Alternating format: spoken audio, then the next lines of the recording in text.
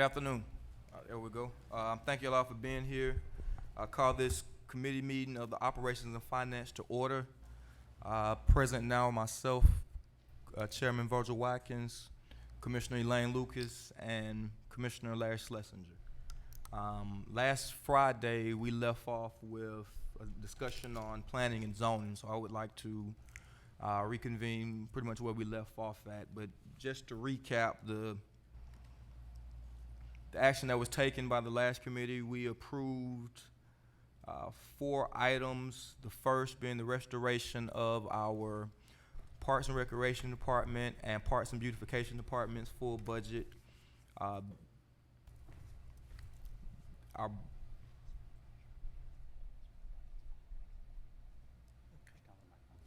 okay. Macon-Bibb Behavioral Health, Macon-Bibb River Edge Department,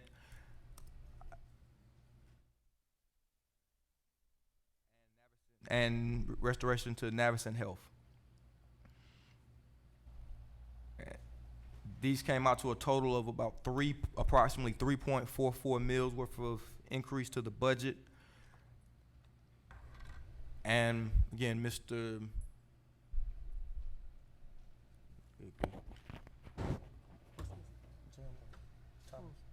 Thomas, I'm sorry. We left off with discussion on planning and zoning. And I think where we left off with was the difference between 700,000 and the 800. Well, your original last year's budget of 900, and you and the mayor had worked out a $810,000 budget, and that's fine, right? All right. So it's a reduction from last year by about 90,000. Any further discussion on this topic? My question would be, what's the impact? I know we're going to be looking at this all through the year. We'll be doing it on a monthly basis, and I know we'll be able to make adjustments. But I'm really concerned about service delivery and what this will do.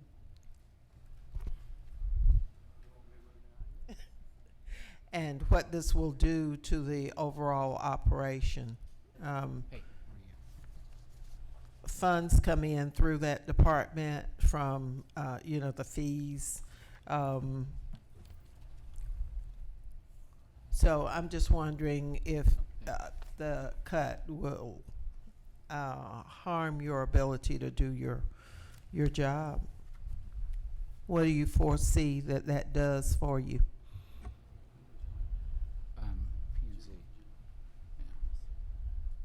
Well, as I stated at the Friday meeting, the $810,000 that the mayor had put in the budget for planning and zoning represents half of our operating capital. So if we're defunded, it will be, devastating.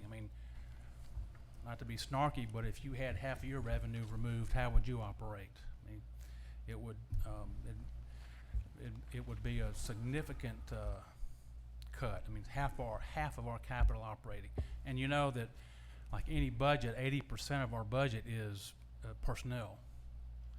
We don't have a capital budget. We don't, basically we have personnel cost and then expenditures, paying the rent and that sort of thing. So it would mean significant cuts in our operation, to the point where we'd be cutting back services. We wouldn't be able to do certain things, or do certain things in a timely fashion. Development would be slowed down. We would have fewer zoning hearings. A lot of bad things would happen. All right, thank you, sir. Yes, please. Thank you, Mr. Mayor. Just let me ask a question, and I may be out of order in this and may not know enough about this, but is it possible that we could make P&Z, bring it back into the city as a city department? Is that possible? Has any thought been given to that? I would defer to our county attorney as well as Mr. Thomas on how this works. Well, anything's possible. You created us. You can kill us. We don't want to kill you. We just want to keep you close. Closer is my suggestion. Well, I'm not sure if you understand, but the Macon-Bibb, the commission appoints the members, our 5 commissioners, 5-year terms, so you control us by that. And you also control half of our budget. So if your concern is that we're too far away from the elected body, that's really not the case. Now, you can certainly, you know, make a department, but you have to decide, do you want to take on the responsibility of making the decisions? That's really the key question for that. Well, we've already got a pretty strong, or as you just said, relationship with P&Z. So I'm just suggesting that as a thought to bring that into the city as another department. Whether it would save money or not, but it'd still give us some closer relationship with them. Would there be any Well, would there be any perceived savings from bringing it in-house in the short term? I mean, I think it's a separate question. If you, I mean, I'm sure you could save some money because you could possibly eliminate, you know, finance people, HR people, and that sort of thing. But you're not going to save a lot of money because, you know, we still you have to do the work, whether you're a department or an outside agency. And from year to year, it'll be tough for y'all to take that on. at this point, anything to save money would be helpful. But, Mr. Chair, I don't think I think we want to tread lightly on that. Planning and zoning was separated from elected officials for a reason, a very good reason. We don't need to be in the business of making these highly charged decisions. That's why we have water board over there doing water board issues, doing very well. We have planning and zoning with a separate group of highly qualified people who are making those decisions on with planning and on zoning issues. And I frankly, we're not doing a very good job with what we are doing here. And we've got to do better there. I think planning and zoning is doing fine the way it is. I don't think you save money. This whole consolidation thing has shown us you don't rush into stuff. So I think that's a discussion for another day, way down the line when we get y'all funded. I think the major issue today is restoring the funds to that department so that you can continue providing monies coming in the form of your fees. All right. For the good of the order, I just handed out a actual amendment. I'll make a motion for the good of discussion. I need a second. It is restoring $810,000 to planning and zoning, which is approximately an increase of 0.2 mils. I'll second that. All right. Further discussion. Mr. Chair. Yes, sir. I noted in reviewing the amendment that it's got the wrong date of adoption. When y'all originally adopted the interim budget, it says the 26th, and that was on the of June. That was on the 28th. So I'm having those redrawn right now to correct that clerical error. Just want everyone to be aware of that. Is that? Second, whereas we actually did this on the 28th instead of 26th. Yes. All right. We're redrawing those right now. All right. Absent the clerical amendment, as stated, this is planning and zoning for an additional $810,000, which is approximately 0.2 mils. Is there further discussion? Yes, sir. Go ahead. Mr. Jones and then Yeah. Commissioner Schlesinger.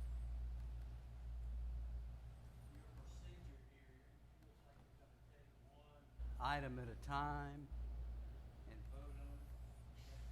Strategy? Okay. I don't really like that strategy, and here's why. Because I have an individual proposal, as do others, that it's a comprehensive plan. It doesn't just pick out P&Z or pick out this or pick out that. And while there may be some merit in doing it this way, I know where you're headed. And we're going to, okay, well, you don't support this at that level, so you must be a bad person. I don't like that. It's a false narrative, and I resent it. I don't like the procedure. I'd rather have a whole comprehensive budget to look at. I have different figures for planning and zoning, slightly less, and slightly less on other. But in the public, you know, and some people have said,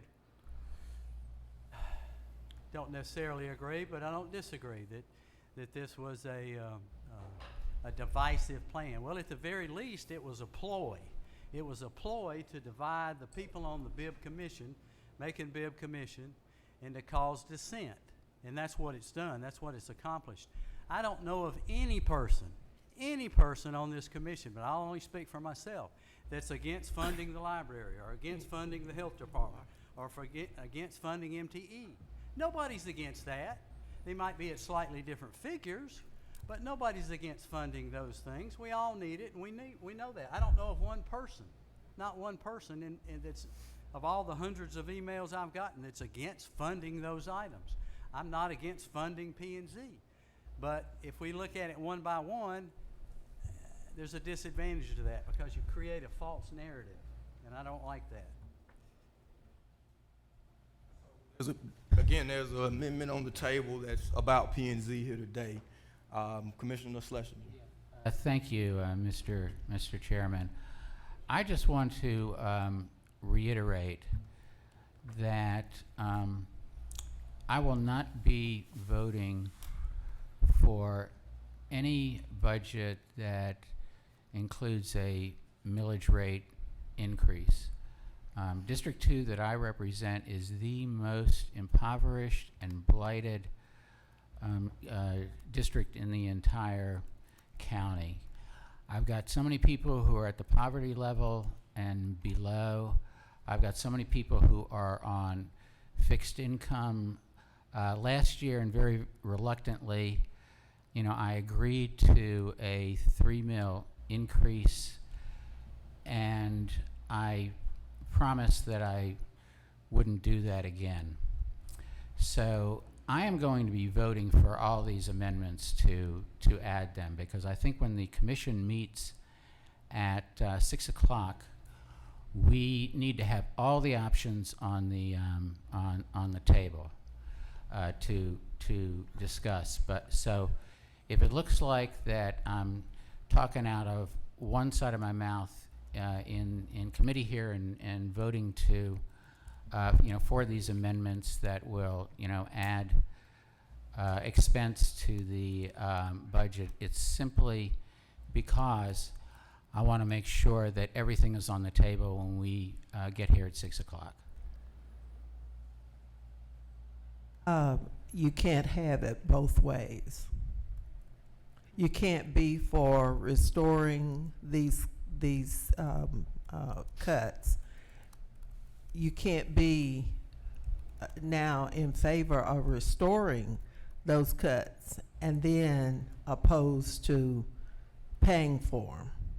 So I can. Somebody explain that Well, to I'll me. explain A lot of people have expressed their concern over what that budget does. And I don't blame you. If I had voted for that, I would be kind of concerned too, that people see that we would sit up here and do that kind of thing to so many entities. But people elected us to make some decisions, and those decisions can't be, they've got to be what's best for the most folks. So I'm just saying, you can't have it both ways. You're going to either have to be big boys or big girls, or you got to be against folks. I'm just moving these suggestions on to full commission to make sure that they are there, that the option is there, and that the decision of the full commission is as broad as possible in terms of the issues that it is dealing with. All right, thank you. And please focus all conversation towards the chair. The issue on the table is currently, there's been motion and second, is an 810,000 increase to planning and zoning. Is there a motion or amendment for this? Yes, sir. Mr. Chairman, this interim budget is a real big misnomer. Those of us who voted for it and are getting unduly blamed, you're comparing it to a situation where you had actually nothing, and it was explained very poorly. It was presented very poorly. It was dropped in on us at the last minute. We all know that. But it was a starting point.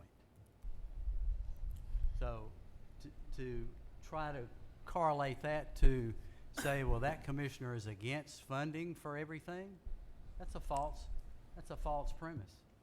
It's a false premise. I can accept that. And to this, and matter of fact, next item, if you have an amendment, I'd be more than happy to hear it out fully.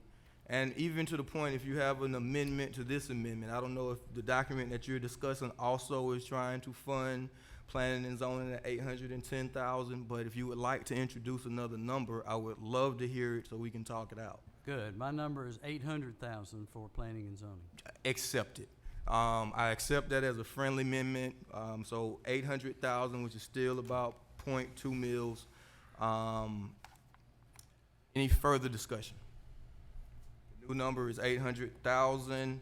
All in favor, please say aye. Get a second Oh, I just. on that? Oh, I'm sorry. Did you- I need, so for the purposes, I want to do friendly amendments. I accept your motion. And my acceptance is also a second if we're keeping up. Thank you. Any further discussion on reducing this current amendment by $10,000 for a total of 800? Yes, All in favor of this amendment, please say aye. Aye. Any opposed? No. All right, the ayes have it.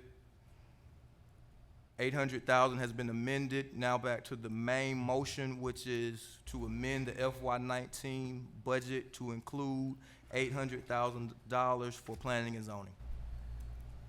Any further discussion on this issue?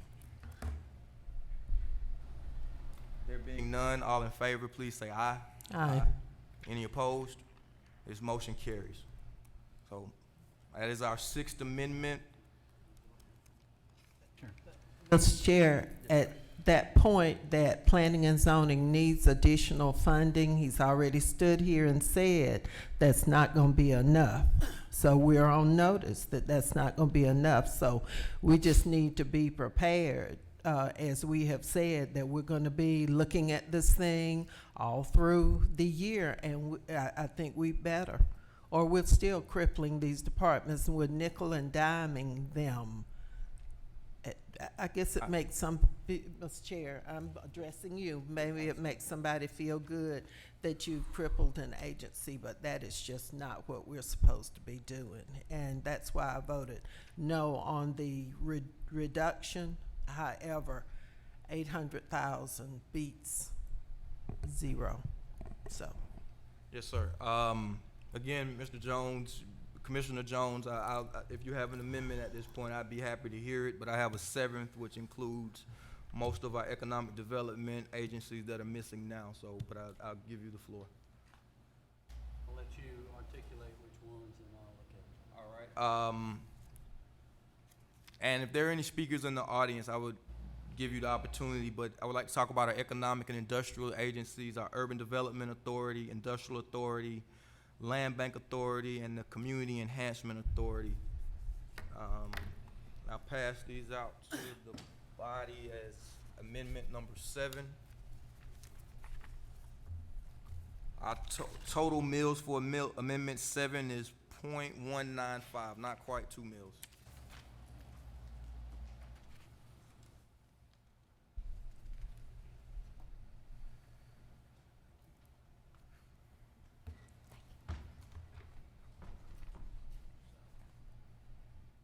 Again, the date's gonna be wrong, so allow that clerical correction. It's actually June the 28th. But again, are there any members from the Urban Development Authority here today? So this is 108,000, which corresponds to approximately 0.25 mils for Urban Development Authority. Industrial Authority, are there any members present here today? The request is for an additional 475,000, which is about 0.1 mils. Yes, sir, and if you have a few moments, also the Land Bank Authority, for a total of 192,000 for 0.05 mils. And the Community Enhancement Authority, which is the newest agency, for 96,000, which is approximately 0.02 mils. And I see members from the Community Enhancement Authority and the Industrial Authority and the Land Bank Authority. If any of you have questions for them, or would you, each one of you, could you give me a brief minute or two on the importance of your agency and what the impacts of zero funding would have? We can start with Industrial Authority.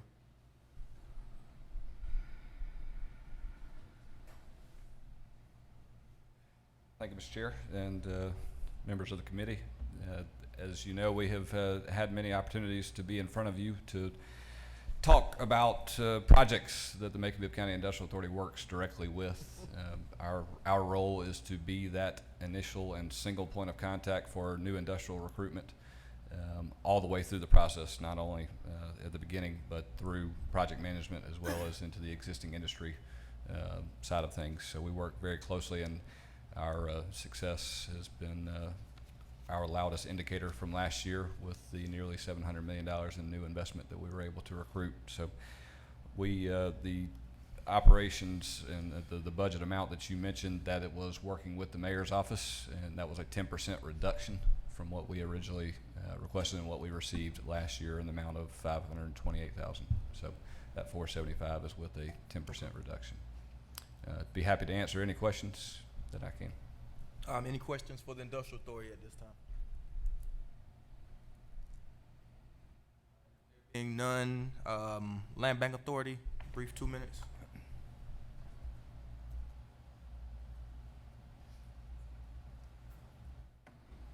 Good afternoon. I appreciate the opportunity to speak with you.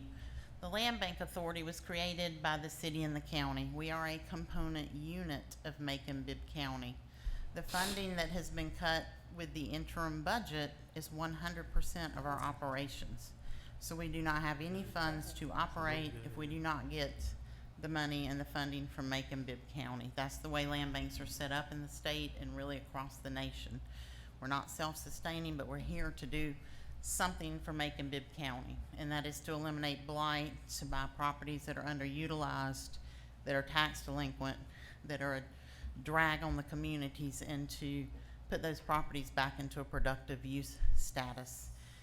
And what happens, not only is it going to harm the Land Bank Authority when we run out of reserves to run and operate, we have over 200 properties that are going to come back to the county that you're going to have to manage and figure out how to dispose of, acquire those that are in process under contract. So this is something that's not going to just affect us, it's going to come back and affect Macon-Bibb County as well. So we are asking for $192,500. That was our request in this budget.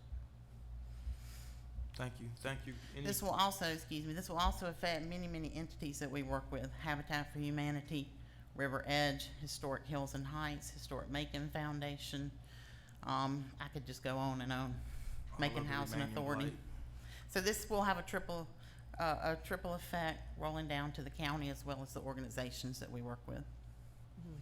Why was the land bank set up? 1997. Just short. 1997. And to do what? To acquire properties that are vacant, blighted, underutilized, and to put them back on the tax roll and bring in more tax revenue. At the same time, that reduces crime, and that increases tax revenue, and that stabilizes neighborhoods. Is this all residential properties, or are there No. commercial properties No, we too? can do residential, commercial. What do you do? What properties do you have? You said you had 200 acres, is that correct? No, we have about 200 parcels of property that Parcels. we're holding right now. Okay, The majority of those are through the blight program that we contracted with Macon-Bibb County to acquire in order to remove blight. so they're residential. The majority, yes, ma'am. Okay, and scattered throughout the community? Yes. Now, typically, we try to buy in a critical mass so that we can increase property values. So like around Bells Hill and Mercer University, we acquired over 100 pieces of property over there. So those properties have significantly increased in tax revenue as they are redeveloped. And you said you have some in process now? Yes, ma'am. What does that mean exactly? That means we probably we have some under contract to acquire. We initiate tax foreclosures with the tax commissioner, and that's a long process. It takes about 10 months. So we'll have properties rolling in for the next year. And if we're not here to operate it, then if we're dissolved, then the properties revert back to Bibb County. Okay, So you're thank not saving money if you have to continue to operate without us. And you mentioned the other agencies that are affected by this. In what way? And explain that to me. We acquire properties for all of these agencies right here. River Edge, Macon Housing Authority, Urban Development Authority, Habitat for Humanity, Historic Macon Foundation, Historic Hills and Heights, the Community Enhancement Authority, the Fuller Center for Community Housing, private citizens that would like to come in and get the lot next door that's overgrown, that's encroaching into their property. We acquire properties for them and do a contiguous side lot transfer, and private citizens and companies that come in to acquire properties to be rehabbed. Thank you. And approximately how many of those 200 properties are in process? We hold 200 right now, and we probably have another 60 in process. 60 of the 200? No, we own and maintain over 200 pieces of property, and we are trying to acquire 60 more through the buy program. Thank you. Any more questions? Thank you. Thank you. Appreciate it. There been none. State Representative Beverly from the Community Enhancement Authority.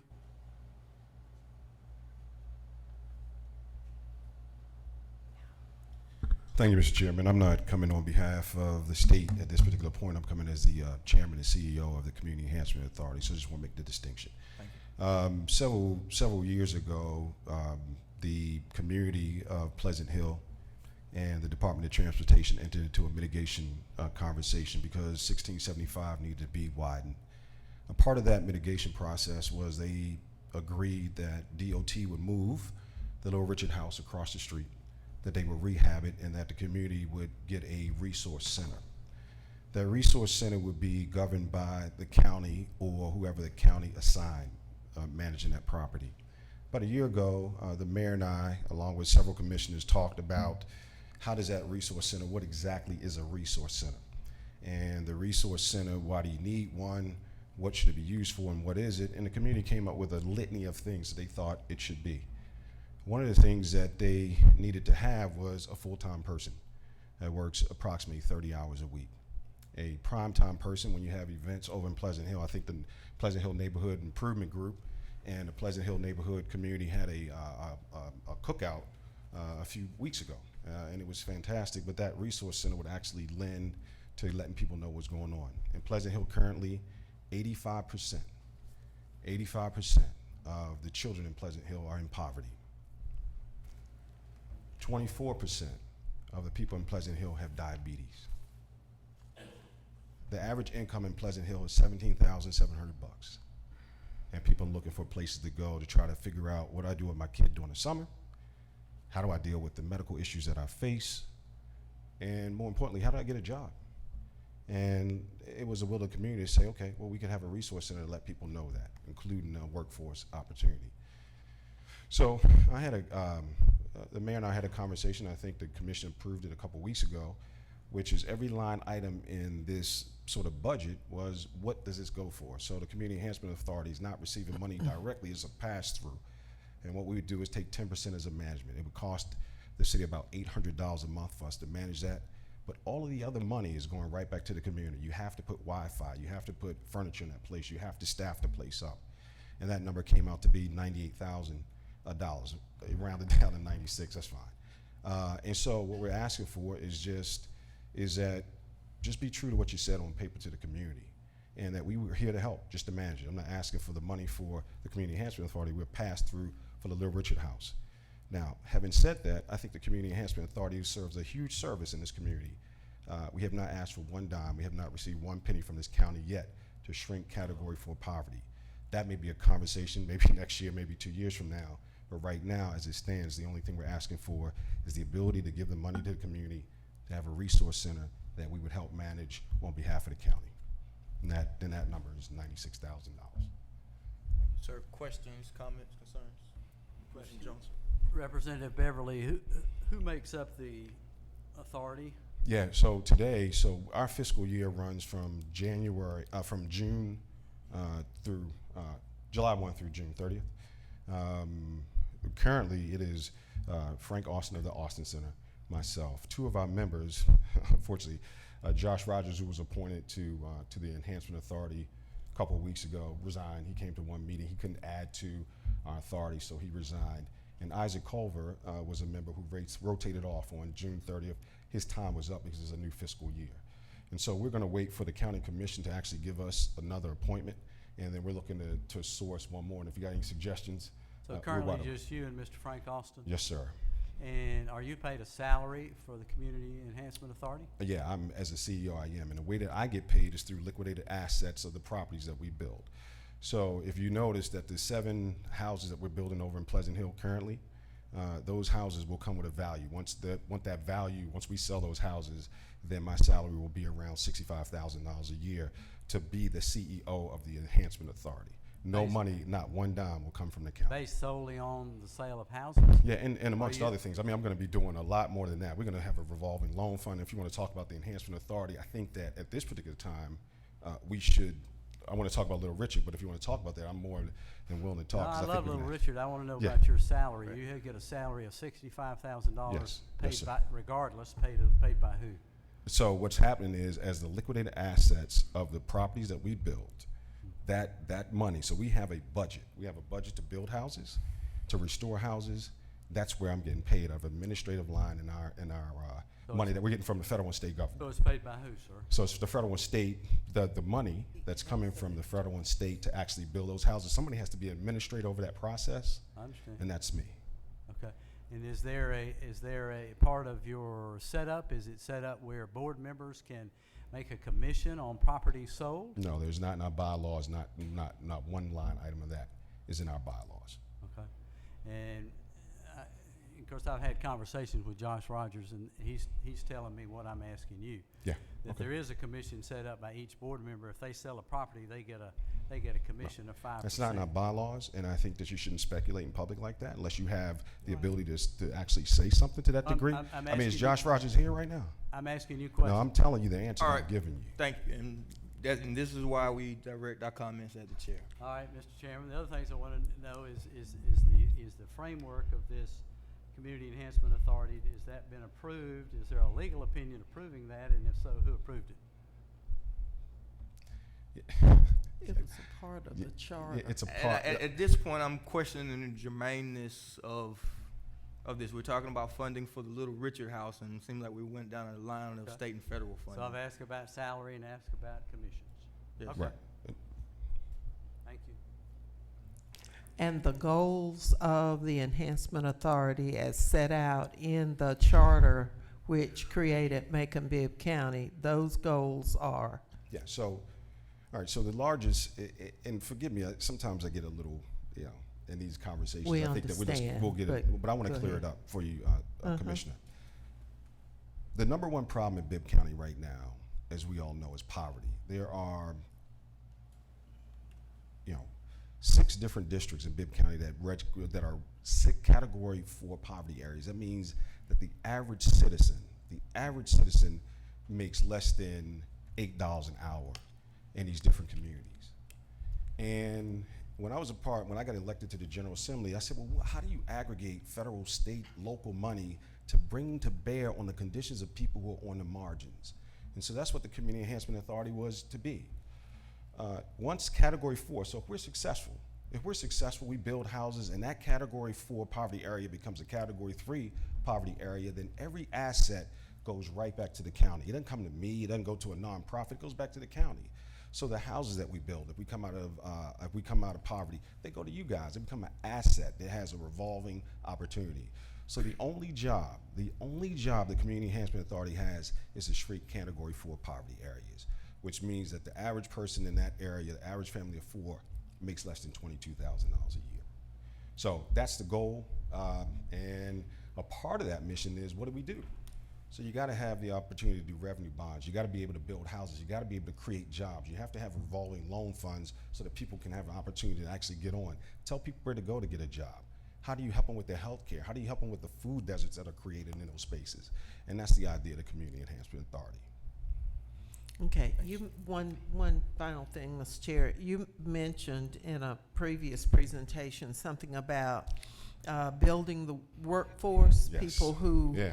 up to this point have not had Yeah. job training, have maybe been incarcerated, and people Yeah. have a difficult time. Would you just talk briefly about Yeah. that part of Yeah. your work? So one of the things that we did when we got the ability to actually bring, when we had this contract from DOT, what we said is one of the stipulations is we have to bring people in from the community who can make a living wage, $12.50 an hour.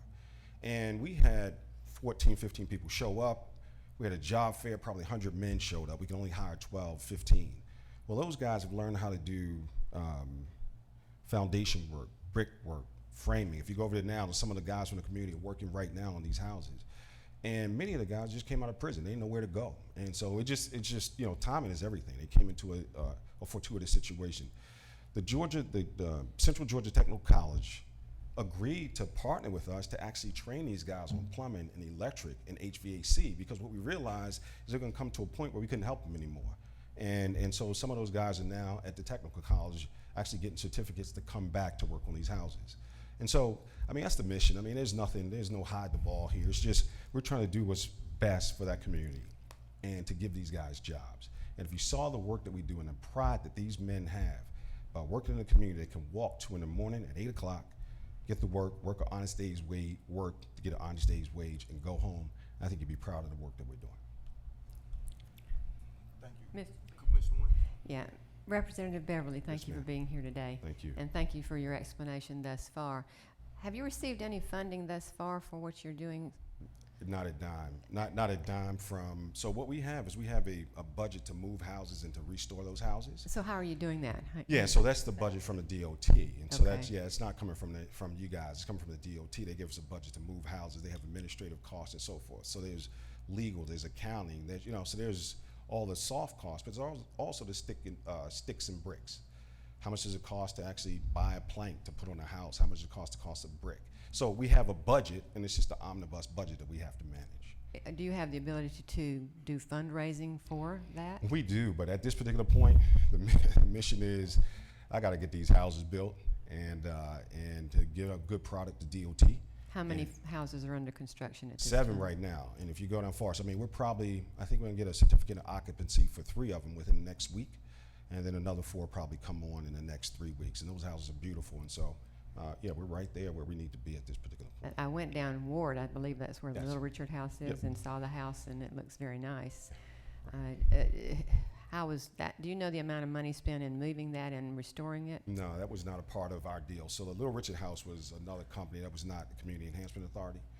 What we're saying is that if that house needs to be managed, and so we would enter into a contract just to help move it, because we're already in that space doing the work. We know the people, and so we could actually help facilitate So that. the money you're asking for the Community Enhancement Authority is not for their operation of the Little Richard House, but it's for the building No, of that's all. No, it's for the operation of the resource center, the Little Richard House, as a resource center.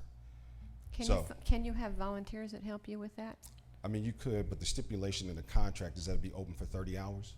And, we just put a budget together based on having a resource center that we know would be open, that would be manned, that would have insurance, that would have Wi-Fi, the things that the community wanted as a resource center, and that's what the number is. Are you planning on fundraisers? You can help me with that. At this particular point, we probably will, but I am, amongst other things, I'm an optometrist. I have a practice here in town. I'm a state legislator, the chairman of the caucus. I think my plate is pretty full. Sounds like you need to let go of this and do your other Well, stuff. no, I think I'm going to move into a direction of doing community development, because that's where my heart is. Thank you. Yep. There's some people who think we need to let go of some stuff. Some folks around here too, Representative. I did not support consolidation. worked very hard against it. But one of the things that you were able to do in supporting it as a legislator is to get some things into the bill that have been beneficial to the community. And I think the community enhancement program is beneficial. It's going to rebuild Pleasant Hill. We're working slowly with the housing and, cleaning out some blight and all of that. But this entity with state funding is able to go in and do an awful lot more quicker than we're able to. And we have people week after week after week who come down here talking about the deplorable conditions in Pleasant Hill. And as much as we try with our support of funding for the different entities in there, we have not been able to make a whole lot of headway. But when we moved the Little Richard Penniman house and renovated it, and it's a very nice thing, you don't want to just leave it there, because it won't be nice very long, and it might not even be there. Given the way people treat things. So I think it's imperative that you have some assurances that there's security there, that there's someone to keep it open, and the folks in the community can benefit from programs there. My only question is, did we ever look and see whether community development funds could be used for this? Did we ever look at that? Community Development Block Grant. Yeah. We asked, and they had already gone through the period this year of the selection process, but it is not out of the realm of possibility for future years. Okay, so in the future, I think that would be an appropriate place, because that is one of the things that block grant money can be used for, but we need to keep the progress going. So, Mr. Chair, are we? Just in I closing, have a motion. I just want to say one thing, if you don't mind, Mr. Chairman, just real quick, is that, listen, the Community Enhancement Authority's goals is to shrink poverty. Use that as a resource, just like you use the Industrial Authority, the Urban Development Authority. If you guys, have a suggestion about who needs to be on the board, by all means, talk to me. But the idea is we have to do something about poverty in this community. Use this as a resource the way you would use the Urban Development Authority, the Industrial Authority, the Housing Authority. It's a resource for the community. So use it. And we're open to whatever you guys want. Thank you, sir. Yeah. As I said, we have a motion for amendment number 6 to the amendment 7 to the FY19 budget. Did it have a second? Did I second? I forgot. I'll take that as a second. Any further amendments or further discussion on this item? Now, what are we voting on? Amendment 7, you go to page 2, it'll list 4 agencies. The first is the Urban Development Authority, for an increase in the amount of $108,000, which is approximately 0.025 mils. The second is the Industrial Authority for an amount of $475,000, for approximately 1/10 of a mil. The Land Bank Authority for an amount of $192,000, an amount that is approximately 0.05 mils. And the Community Enhancement Authority for an amount of $96,000, which is approximately 0.02 mils. Well, I had amended the values on Yes. on each one of those, and I'm ready. Urban Development Authority, Industrial Authority does a great job.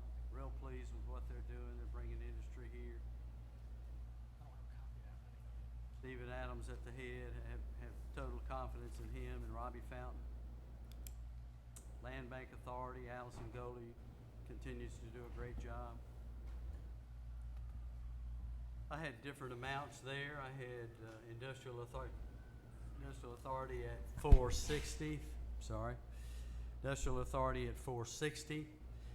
This is all in the name of having a fiscally responsible budget, which we don't have and haven't had. Land Bank Authority at 160. I'm sorry. Community Enhancement Authority, I still have questions there. The goal is worthy. I like what it stands for. but still have some troubling questions there. So I'm not in favor of funding that at this point in time until I got further additional information. No change in Urban Development Authority? Urban Development Authority, I've got at 90. I'm sorry, I started there. So I've got that at 90. I've got Industrial Authority at 460. I've got Land Bank Authority at 160. So funding them all, not at last year's levels, but funding them all. Start with the Industrial Authority. I'll give you an opportunity to speak on the difference. If you have any objection, if you can give me a thumbs up that you can roll, that'd be great too.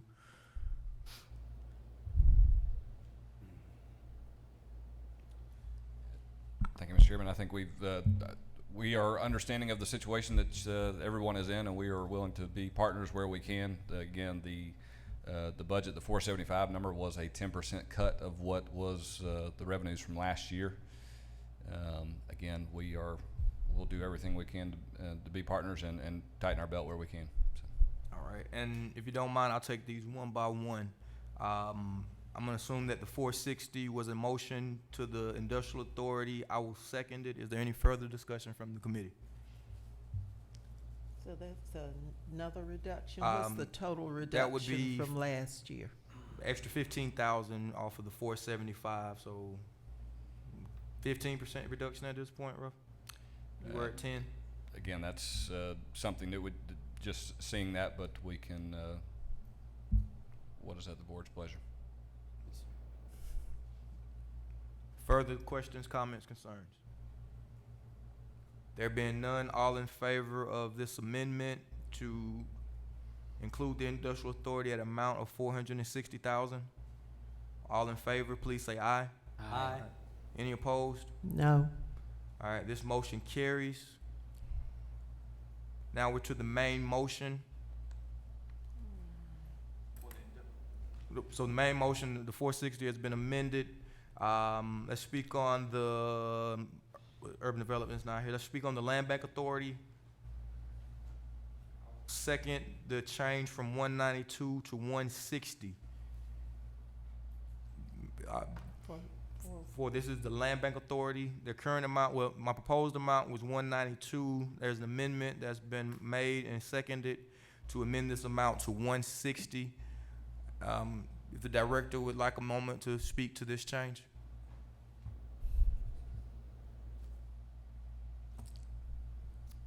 At this point, we are already in our reserves. We're in our reserves when we're funded 192,000, so this will just, force us to go more into our reserves. But we are very thankful if we can keep our doors open and keep doing what we're doing. So we'd have to figure out how to make it work, but it's going to eat into the reserves, and eventually they're going to be depleted. Understood. How many employees do you have? I have 2 employees. 2 employees. We have no pensions.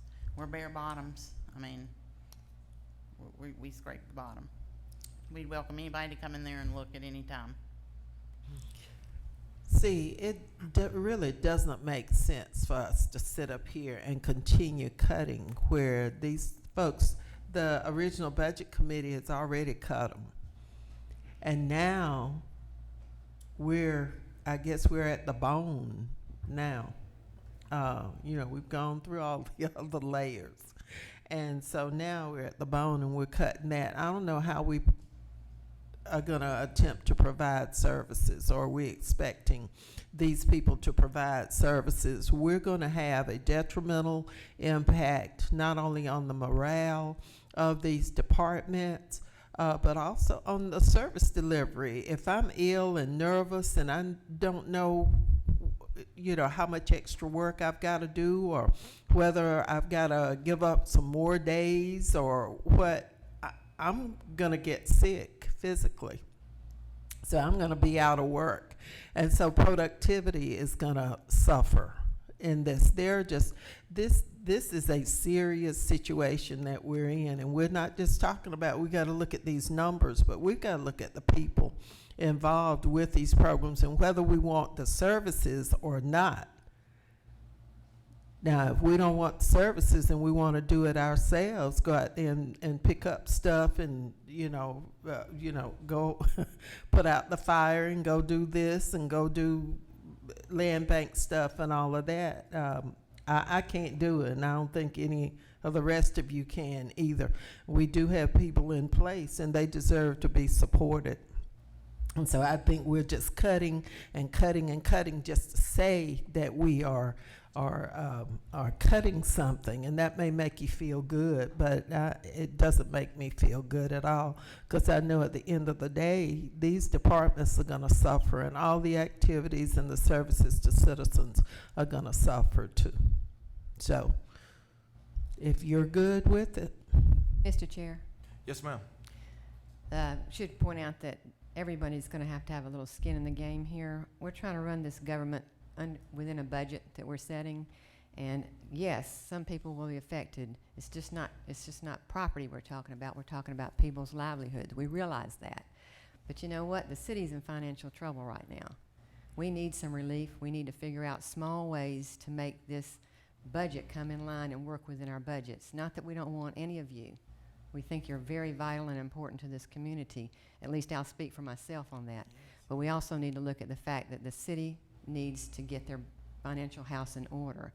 And this is a small way to do it, to ask for cuts in these particular areas. And I think that they're valid to be asked for. Mr. Chair, I repeat what I said. I don't take back a word of it. I say we are harming the service delivery by these cuts that we continue to make, to simply say we cut something. And we're contributing to the low morale that we already have. We got people coming up here, got to sit up here day after day trying to justify their salaries, their service delivery, all of that. And we're asking them to go and do some fundraisers. All right, thank you. Mr. Chair, Yes, ma'am. I do not take Don't- back a word I said either. All right, You wonderful, don't need wonderful. to keep Both, this both, up, both, Ms. both, Wynn. both, stop. That's Commissioner Wynn. Thank you, thank you, thank you, thank you. Point of call to order. Land Bank Authority, there's a proposal on the table that has been properly motioned and seconded for $160,000. This is approximately a millage rate increase of .05. Any further discussion? There being none, this is a $32,000 reduction. I'm sorry. I'm trying to figure out what, if anything, you did as far as a second to eliminate the community enhancement authority. I think Mr. Jones Yeah. said he was not. I hadn't gotten to that one yet, sir. Thank you. I'm sorry. Yes, sir. Okay. Thank you, thank you. Yes, sir. So review where we are. Currently, the proposal on the table is 100, the original amount for the Land Bank Authority was 192,000. Commissioner Jones made a motion which was seconded to reduce this amount by to 160,000. About $32,000, which is again about .05 mils. So the vote now is yes, you would like 160 to replace 192 in the main motion. Vote yes if you want this, no if you would like the 192 to stay. All in favor, please say aye. Aye. Any opposed, please say no. No. 192 still there. Urban Development Authority for 108,000. If I understood Commissioner Jones correctly, he made a motion for 90,000. Correct. This is approximately .025 mils. Any further discussion on this item? There being none, all in favor? Aye. Aye. Any opposed? No. Motion carries. Let's make sure I got this right. What's that amount? 90? 90. A reduction of about 20. Well, they have the parking revenue, Correct. I guess, which we need to take back. But I'll agree with you. All right, and the community enhancement item, I did not second it. Did it have a second? I'll second that. All right. Further discussion? Would the director like to speak as the impact? So that's to zero that? Correct. So this proposal is, the Community Enhancement Authority, you seconded out a zero. He I didn't. mean, you second- I withdraw did. my second. Okay. Let's vote. All right, so we're back to the main motion. Commissioner, could you repeat all the amounts just so we make sure we get the amendment correct? Sir, I certainly will. We're back to the main motion, and this would be the Urban Development Authority in the amount of 90,000. The Industrial Authority, 460,000. The Land Bank Authority, 192,000, and the Community Enhancement Authority, 96,000. Thank you. This is Economic Development 7. So for a total, this is less than 0.2 mils. Any further discussion? Well, again, we're back to the main motion as amended. You need me to call it out again? No, I thought you were individually on Community Enhancement Authority. It did not receive a second, which took us back to the main motion. Is there another amendment? So are you gonna vote on it individually? All of it. All of it for Amendment 7. Is there a request to bifurcate it in some way? I request that we vote on it separately.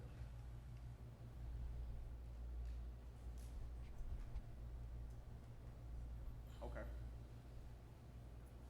All right, We did the others separately, Mr. Chairman. yeah, I mean, so you see the document in your hand, right? You would like to bifurcate number 4, or would you like to vote on all of them separately? Well, Which would be an amendment. If you're making an amendment, I'll accept it. thought we just did vote on them separately. Voted on the individual items in this amendment, so it has 4 different lines Okay. in one amendment. Then I'd like to split them out individually.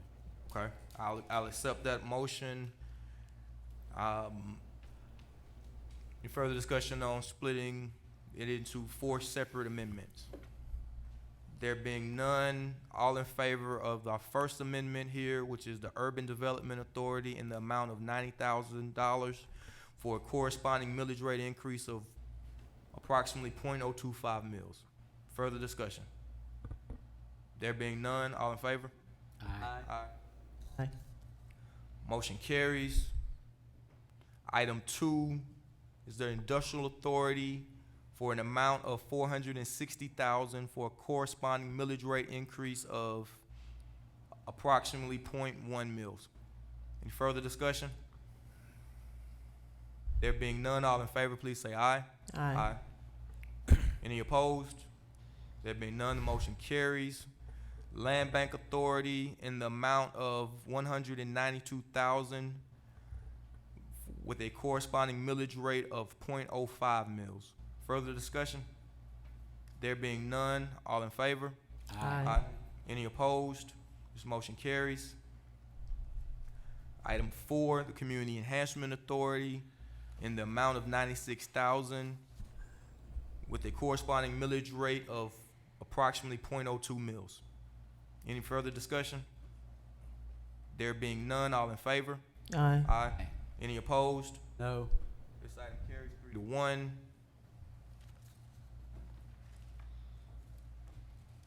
Is there any other thing I need to do to make that? Just to clarify for the commission, I think, I understand, bifurcating, but since they've been voted on now, they were all approved, so I would like to be able to put all in one document, or do you want me to separate them out? Is there a pleasure from the commission? I mean, the committee approved all of them, so can we leave them in one? Separate them because you're asking us to vote on them all together in one lump? Yeah, Commissioner Jones, would it be fair if we made 2? One with Urban, Industrial, and Land Bank, and one with Community Enhancement Authority separately? Would that solve the problem? Just 3 of them in one and one in the other? Yes, sir. Yes, sir. Okay, we'll do it that way. Yes, go prepare it right now. Thank you.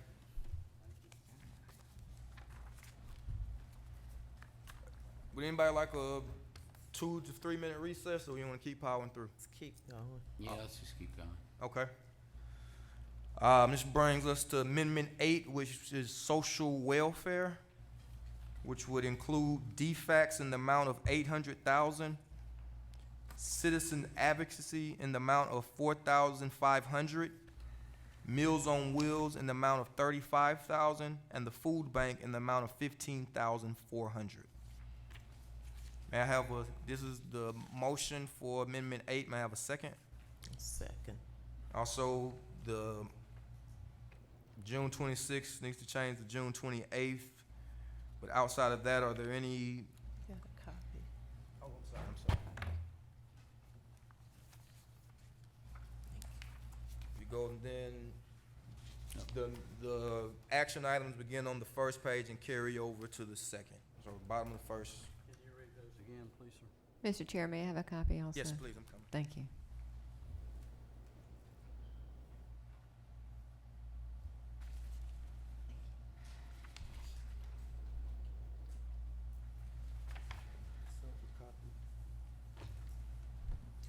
So the first item is Department of Family and Children's Services in the amount of $800,000. This corresponds to a millage rate of approximately 0.2 mils. Is there anyone from the Department of Family and Children's Services here today? I do not see Ms. Fields, but we know the work that they do. The second item is Citizens Advocacy in the amount of $4,500. This is less than less than 1,000th of a mil, $4,500. Item 2 is Meals on Wheels in the amount of $35,000. This corresponds to a millage rate less than 1/100th of a mil. The food bank is an amount for $15,400, also less than 1/100th of a mil. Further comments, questions, concerns, anyone from or any executive directors or member from the organizations that would like to speak? Questions, comments from the body? Mr. Chair, on DFACS, we heard a lot of wonderful information. It wasn't wonderful based on wonderful statistics, but it was good information to have from DFACS. And the director stated that the majority of the local money, of course, they get state monies that are used for a lot of different services, but we were told that a large portion of the local money is used. They have a long list of children scheduled for foster care. And this money is used for providing all of the services for children. And I believe they were saying they've got a waiting list of about 200 children to be placed in foster care. And you're talking about having a case manager for each child. You're talking about providing all of the different services. And so I think that we have to think about what we would be taking out of that system, out of their ability to provide for our most vulnerable citizens, and these are children. So I would strongly urge us to go ahead and not tamper with that. And I think some of their other funding is contingent, and y'all can correct me if I'm wrong, is contingent upon some of the local monies. Is that? They have some positions that are funded that uses county money as a match. I think that's what you're talking about. Okay, thank you. Further comments, questions, concerns on any items in this list? Ready for an amendment? Yes, sir. On DFACS, which does great work, appreciate all that they do there. My understanding is they have $140,000 in reserves left over. Fiscal year ends when ours does, of course. So my amendment is to change that to $650,000 to fund them at that level, not as much as last year's level. And I don't think we can basically do that with any of them, but $650,000. Staff tells us they have $140,000 remaining from last year. I'll second that for discussion purposes. And could that just be confirmed for me on this 140 and the fund balance? I need a refresher with that. In the black folder we provided at the very beginning had everybody's audit, and their audit listed 3 different funds, and one of them was from the money that they received from the county that they had a balance.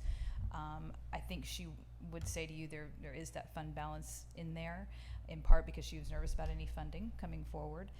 So whether you're going to ask for that 140 back, which is often described in the contracts that if they don't spend it all, you send it back, or a reduction from the next year, I think maybe even the way it's written up, is sometimes an expectation when people haven't used all their funding.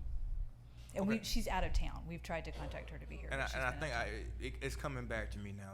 That fund balance was acquired by, you can say, if I'm correct, that fund balance was grown through, they had some vacant positions, and that's how that's. And now, I remember correctly, so they've had vacant positions for a while, and now we've been talking about possible budget cuts, which made them scared to hire the new person, not knowing what would happen. And I can't remember the title, but okay. So is that gonna be one of the things that we use in determining funding levels? Are we gonna use that same kind of thing with like transportation, because don't they have a fund balance? Probably not the best. And didn't rule we of thumb. increase their funding? I think what is probably a condition of their fund balance is the money we owed them from previous years, but I don't have that in front of me to say exactly. But what I would say, we've tried to be consistent within all the contracts, that when people don't use the money, that it would be reduced from the next year. So we have not been consistent in applying that, but it is something that we've told people in their contracts. Okay. So they should have gone ahead and used that money. DFAC should have gone ahead and used that money for providing some services rather than having it sitting there, because now they're gonna get a cut based on having it and anticipating that maybe they wouldn't have the rest of the money to use. That's And that's how you get into that government bad. mantra of, if you don't spend it, you're lose it, and you end up with folks rushing to spend $100,000 worth of stuff that they really could have done without, versus being responsible and tucking it away. I don't yeah. know. The proposal was at 640, 650. 650.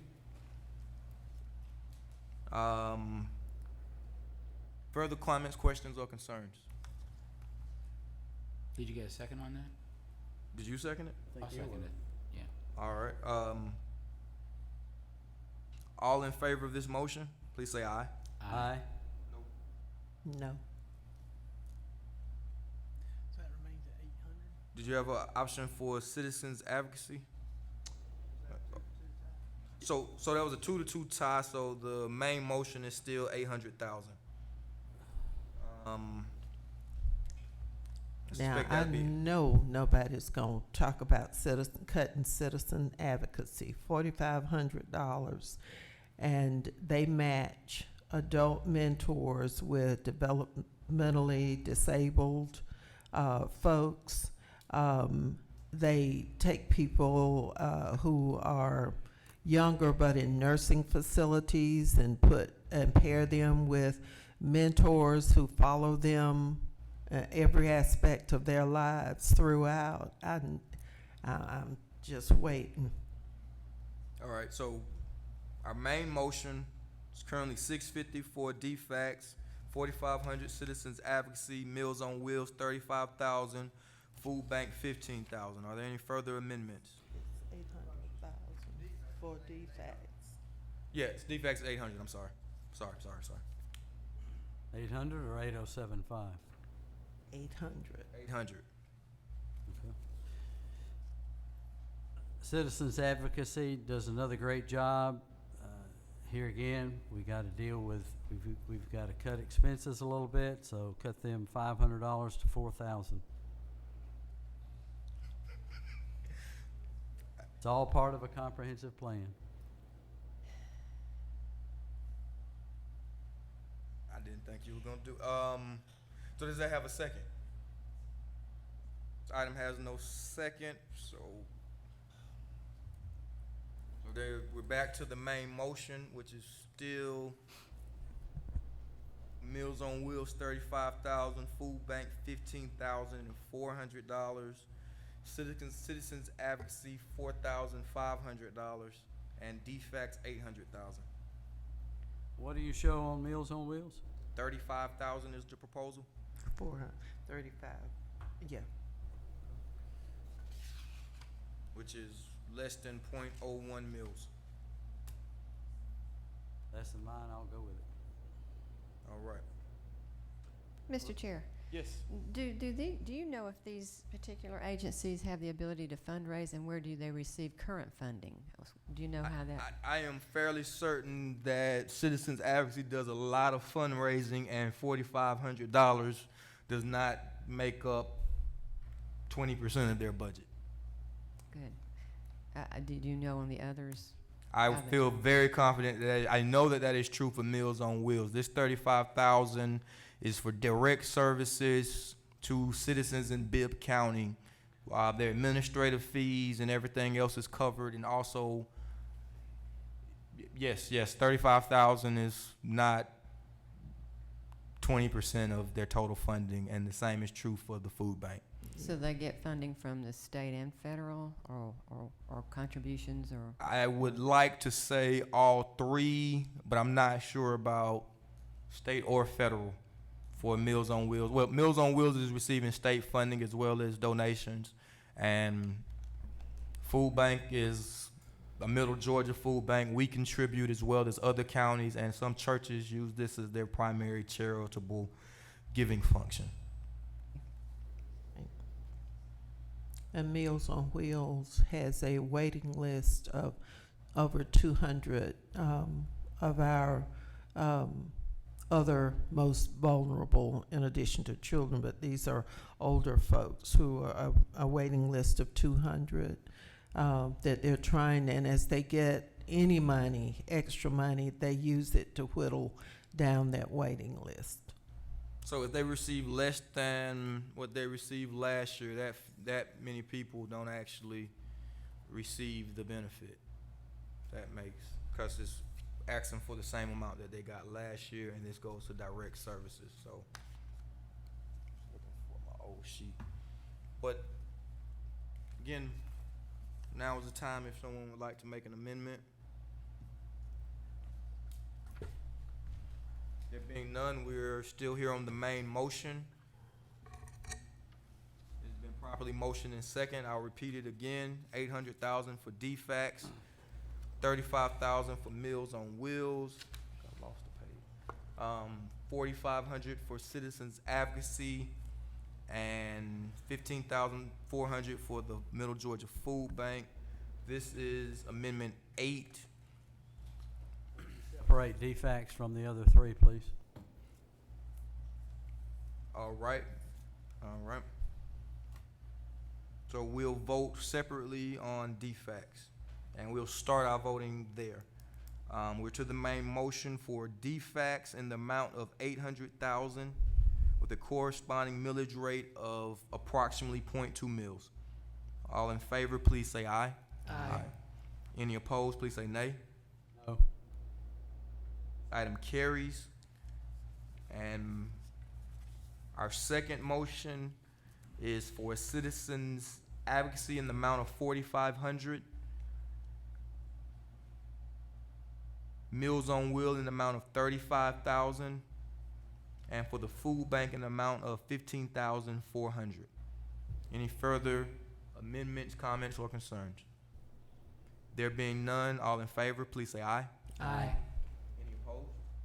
This item carries as well.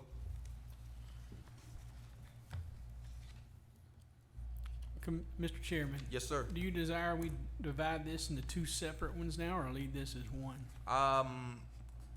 Leave them separate them in the same way we just voted. Probably would be 1 and 3. last section for me is Amendment 9, Cultural Arts. And after this, we do have a good bit of time to discuss some possible cost-reducing measures. So on this list is the Douglas Theater in an amount of $100,000, the Museum of Arts and Sciences in an amount of $230,000, the Tubman Museum in an amount of $230,000, the Macon Arts Allowance for an amount of $40,000, and the Sports Hall of Fame for an amount of $100,000. This is Amendment 9, and these all come out to 0.18 mils, 0.18 mils.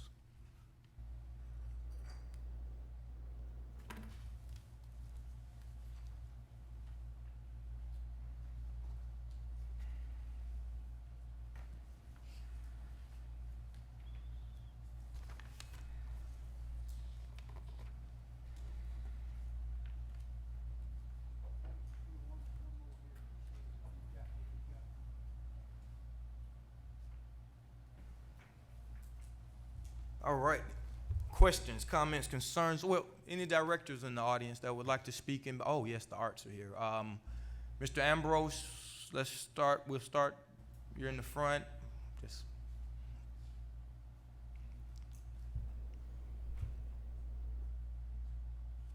Can I pass something? Let me just. This will make it a lot easier to follow. Oh, yeah.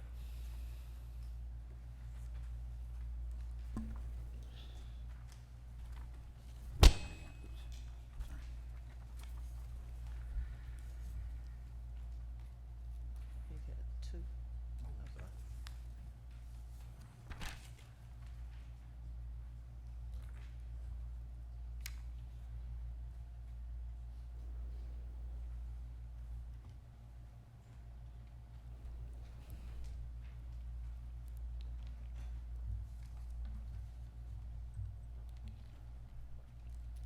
Yes, sir. Okay, there's just two things I want to do in the allotted time that I have, and one is to really clearly lay out for you the anticipated impact and outcomes of a zeroing out of funding for the Tubman Museum. So let me go through those first, and then I want to present to you a funding solution that will both sustain the Tubman and perhaps in 1 year's time get us completely off your budget. And I want to have a chance to talk about that too. But let me start with what will be the most likely, in many cases, clearly the outcomes of this zeroing out of funding. First of all, it'll necessitate immediate and dramatic reduction in full and part-time staff at the museum. Secondly, it will lead to the elimination of educational programs, services, and events at the museum, cripple the Tubman's educational outreach services to schools and after-school programs. It will force dramatic cutbacks or, more likely, the cancellation of popular public programs like the Pan-African Festival of Georgia, which, as I've mentioned before, this April drew over 25,000 Middle Georgia residents, families, children, and tourists, over 100 vendors, and local church choirs, youth groups, musicians, dancers, and national performing artists to Central City Park this year. And most importantly, if funding is not restored within weeks, it will lead to the closing of this museum, the largest museum in the nation devoted to African American art, history, and culture. And the loss, I want to point out to you to just think for a minute of the loss of this dynamic museum in downtown. It's not only going to negatively impact, I can assure you, the city's reputation, its image, and its tourism industry, but also its economy, its efforts to attract new industries, employers and residents, and educational resources and opportunities for schools, teachers, and students in this community. We need that support. And I want to think, there seems to be an image out there that the outside agencies are just sitting around waiting for funding. We spend all year in developing revenues. We have over $1 million budget to operate that new wonderful facility in downtown Macon. And we raise more than 75% of that from grants, from earned income, from rentals and special events, from fundraisers that also serve as entertainment and educational opportunities for the community. But there's a solution to this controversy, and I hope it'll put us, not me, the museum in a position of not having to come in here every year and beg for money, and I think what's great about this, it will not cost Macon-Bibb residents or property owners any additional money from sales tax or property taxes. The solution I'm proposing to the commission: fund the Tubman Museum, enable us to go for one more year, work with us during that year with the state legislative delegation, the CVB, to approve, as you did last year at the commission, a 1% increase in the local hotel motel tax to fund programs and events at the Tubman. It's already being done for the Sports Hall of Fame, the Douglas Theater, and the Cherry Blossom Festival, and they all deserve that because they put heads in beds, they bring people here, and that's what the Tubman Museum does. If you look at our events, the Pan-African Festival, all that jazz that was bringing Patti LaBelle, going to sell out the Centreplex. The visitors and tourists we draw to Macon from all over the nation and the world. We're a big international draw as well. We put heads in beds. We generate local sales taxes and hotel motel tax revenues for the city, and those are increasing. The more we grow, the more our events grow, the more visitors come. That benefits the city in all sorts of ways and helps us pay back for the support we get from this community. We also secure grant funding and community partners, many of them national foundations and others, to provide free entertainment and educational opportunities for residents, visitors, and families. That includes our drive-in movies in the back parking lot, outdoor concerts, African drum circles that draw people downtown. What is the impact of that? It makes the downtown a vibrant and attractive place for families and people to come to. So I urge you, be careful about the repercussions of what you're considering and work with these outside agencies to enhance this community. Thank you. Thank you, sir. Questions, comments, concerns pertaining to the Tubman Museum? There been none? I got one. Yes. Just clarify, you mentioned that we're the largest in the nation. Now, the Smithsonian deal in D.C. Yeah, we are. I'm glad you brought that up because we're one of the few museums in the nation, African American museums, that combines art, history, and culture. And we are the largest easily in the Southeast. We think we're the largest. It just depends on how you define the right museum in Detroit, for example, but we are. And can I bring one other thing out? There's just one last thing to indicate the national reputation and impact that this museum has. You mentioned the new Smithsonian Museum. The museum that you had to wait for over a century. DC? Yes, over $330 million. That museum has drawn, I think, about 4 million people in its first year. Do you know, shortly after they opened that museum, they decided, their Office of Strategic Partnerships decided to have a convening of senior leaders from African American museums all over the nation, Chicago, Detroit, DC, elsewhere. Do you know where they decided to have that? At the Tubman Museum, not in their brand new Smithsonian. It's hard for people to understand sometimes the impact and importance of this museum, but it is important and it will continue to grow and draw people here if we have anything to say about it. Thank you. Thank you, sir. Representative. Mr. Chair. Yes. Mr. Ambrose, don't sit down, please, sir. Thank you for that nice presentation. You always do a good job about the museum. Just a few little things just for my information. How you have annual membership fees? Yes, we do. Our earned income comes from admissions, comes from memberships, it comes from museum store sales, and it comes from rentals. And rentals and special events reached about $80,000 this year. So we are continuing to grow these areas of revenue. Okay, you have a large facility so it would house a lot of things. I'm just curious as to where the monies come from right now. What is your membership fee annually? It ranges. It ranges from as small as $20 up to patrons and things like that. But for a family, it's $60. For an individual, it's about $30. And we do a lot of partnering in terms of trying to raise that membership. For example, this year we partnered with representatives on our board from a number of area colleges, including Wesleyan, Mercer, Fort Valley State University, Gordon State, et cetera. Their students came in and helped us do a telethon to raise money for that. So our whole model is building partnerships and in which we are able to stretch our few dollars. Let me give you another example just to keep this in perspective about how closely we, and I would say any of our fellow nonprofits, watch the line. We have a 49,000 square foot facility, as I said, as large as it is. We have 7 full-time staff. They are doing the work of, I've been in a large museums before. We're doing the work that would be 3 times that many staff. And that's because they're dedicated. It's not because they're getting paid. We haven't had any raises.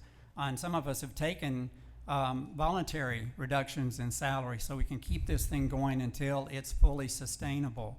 So there are no, I mean, I can guarantee you that there are no luxuries here among anybody who's working at that museum, but its impact is worth whatever we put into it. I like the idea of the percentage increase for the hotel motel tax to support you and the other theaters and such. Do we know how much we bring in on that? Well, right that's now? been divided in the past. What I'm talking about is, and that is all well deserved. Let me make that clear. I do not want to get into a battle with my fellow nonprofits and attractions over the redistribution of the existing hotel motel tax. Because I understand it's divided between the Douglas and the Sports Hall of Fame right now. Is that Right, that's correct? one of them, and then you've got money to the Cherry Blossom Festival, Tobesopke, all of those others. You can get that information. But what I'm calling for is something that would be what over 50-something municipalities, including Columbus and Milledgeville, have already done, which is take it up to the 8% level. And again, the people that are paying those hotel motel fees are tourists, are conferences and conventions, are those that are coming in. It's not anything that is coming out of the pockets of people in this community, and it builds a tourism industry. One last thing I want to mention.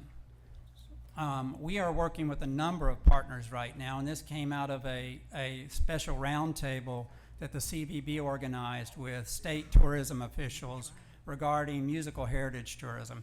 I don't know if any of you saw the Photoers article that ranked Macon the second most important music city behind Nashville in the nation.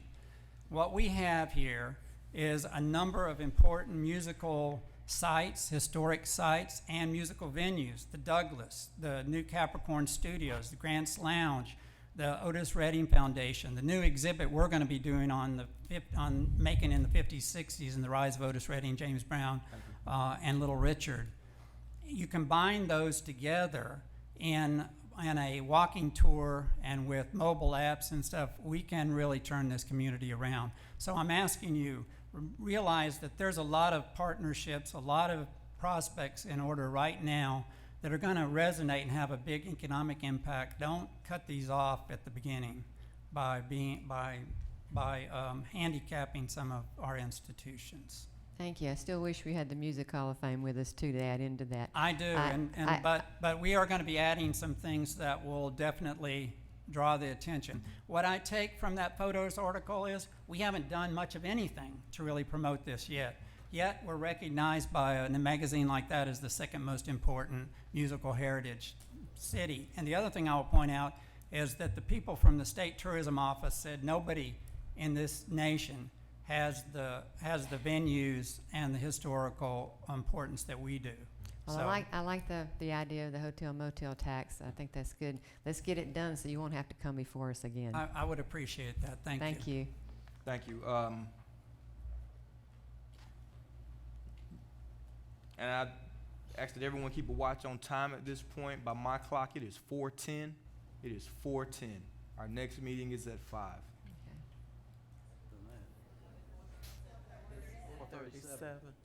So you guys are not gonna support me. I figured the whole room.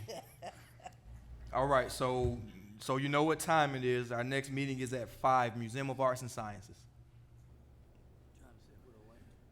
Thank you.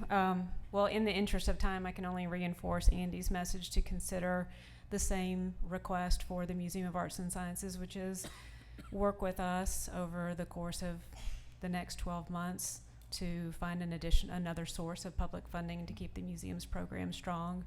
This is a 60-year public-private partnership that has been extremely successful. We were established to serve as an academic resource for this area and have done enormous work in that regard. And unlike the Tubman, we do have an emergency cash reserve fund, so reductions in funding, we would force us to pull funding from that emergency cash reserve fund.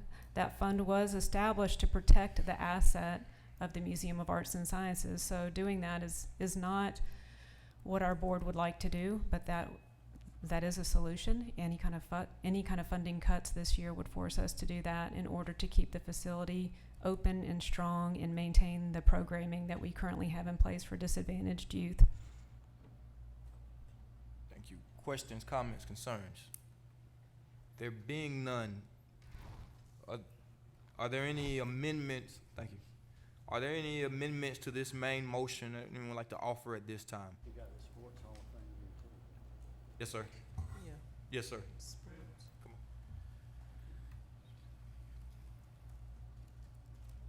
Thank you, Mr. Chair, Commissioners, and Mr. Mayor. I'm Jim McLendon, the recently appointed Executive Director of the Georgia Sports Hall of Fame. I just want to read a brief statement, but we certainly support what both Andy and Susan said. We're on board with that. The Georgia Sports Hall of Fame is an integral part of the community, providing an anchor in downtown Macon, as well as making a positive impact on our youth, particularly the middle school youth. Our mission is twofold. One, to recognize and celebrate the achievements of great athletes and others that have had a huge impact in sports in our state and their induction into the Georgia Sports Hall of Fame. And secondly, and this is very important, to provide a positive role model for the youth of our state, and in particular our community, by having the youth learn the characteristics that led athletes to become great athletes. The same life skills that helped take Hines Ward to become a most valuable player in the Super Bowl, Chipper Jones to achieve greatness with the Atlanta Braves, Tree Rollins to stardom with the Atlanta Hawks. These are all life skills that can be used in their daily life. These athletes became extraordinary by setting goals, having the commitment and discipline to achieve those goals, and making the necessary sacrifices. These are the life skills that that will be used long after their playing days are over. These are life skills that help our youth become successful members of our society. In the programs we provide at the Hall, these great athletes share their stories with tour groups and other visitors and provide a much-needed positive role model. Our youth look up and relate to these athletes, and we need to ensure that these programs continue. The Georgia Sports Hall of Fame is part of the cultural fabric of our community and contributes to the quality of life. When businesses look at a community to move into, they look at a myriad of things. Certainly they look at the educational level, they look at the available workforce, and they look at the overall economy. But they also look at the cultural and arts of the community, the quality of life. They ask about the quality of life for their employees and the families of their employees. Are there good and positive things in the community for their families to do? We're part of that fabric. Lastly, we all remember the sad chapter when we lost the Georgia Music Hall of Fame. That was a big hit and actually an embarrassment for Macon, and one we cannot afford to have happen again. There are politicians and others in Atlanta that would welcome the opportunity to have the Sports Hall of Fame move to Atlanta. Let's do not open that door. Thank you, sir. Questions, comments, concerns, amendments? I got amendments on all of them. All right. Ms. Wilkerson from Macon Arts Alliance. Y'all are used to seeing me now too, but thank y'all all for being here. And I'll be very brief. I just want to point out that the $40,000 we asked for is less than 10% of our budget. We're raising more than 90% of our total budget ourselves. And one thing we tiptoe around with our fundraising is not stepping on the toes or interfering with the 58 arts organizations we represent. We don't want to be in conflict with them having to raise our money. So the $40,000 helps us with that, and it also gives Macon-Bibb County a designated cultural agency. So when people are looking at our community, they know that the arts are important. So I'm here to speak on our behalf, but also on behalf of all the arts and cultural organizations, the ones here that are funded and the 58 arts organizations that we represent that are not funded directly by the county, but that are supported by marketing for us. So thank you. Thank you very much. Questions for the Macon Arts Alliance? There being none, ready for the First Amendment. Just going down in order, all in an effort to be fiscally responsible. The Douglas Theater, which we own, of course, if they need a new roof, as they did recently, we provide that, but I've got that instead of 100 being 90. You want me to go down the list, or? Yes, sir. Yes, sir. Take them one by one, okay. I've got Museum of Arts and Sciences at 180. I've got Tubman Museum at 180. I've got Macon Arts Alliance at 30. I've got the Sports Hall of Fame at 90. All right. Any director that would like to say that this is great or speak on behalf? Yes, please. I just want to point out that even though it's only $10,000, that's a 25% cut from what we had last year, and you're already funding less than 10% of our budget. So I would ask you to just I can live with 10%, I can live with 25%, but it's going to be really tough. We're already barely funded by Macon-Bibb County, so if you would consider a smaller cut, I would appreciate it.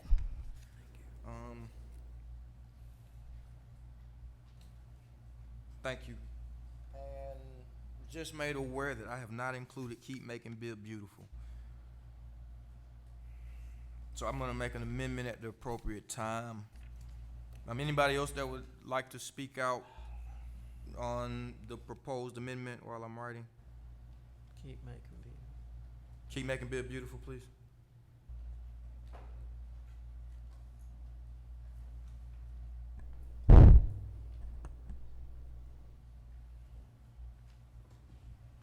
And could you please tell me the amount that you received last year? 110,000. Oh, Lord. Thank you, thank you. Okay. Thank you, Mr. Chairman, Commissioners, Mayor Rickard. One thing I would like to bring out is Keep Macon-Bibb Beautiful was founded 45 years ago by Carolyn Creighton. At that time, we became an arm of the Macon-Bibb government, which means that we are a 501c1, which means that enables us to be able to go out and actually raise funds. All of our funding that we receive from Macon-Bibb government is for operations. Last year, we were given a little extra money to hire a program educational specialist.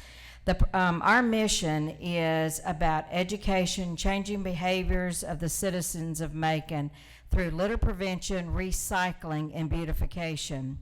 Through our program for litter prevention, we have assisted Parks and Beautification and Solid Waste collecting over 4 tons of trash per year through our community cleanups, adopt-a-spots, and working with Mercer University, Middle Georgia State University. We have worked collaboratively with the Cherry Blossom Festival, Parks and Beautification, to revitalize the Cherry Blossom Trail, which enhances our economic development as far as tourism.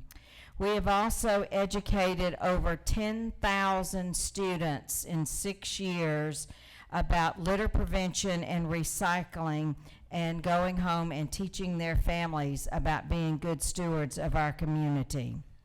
We also have received grants from Keep America Beautiful and Keep Georgia Beautiful.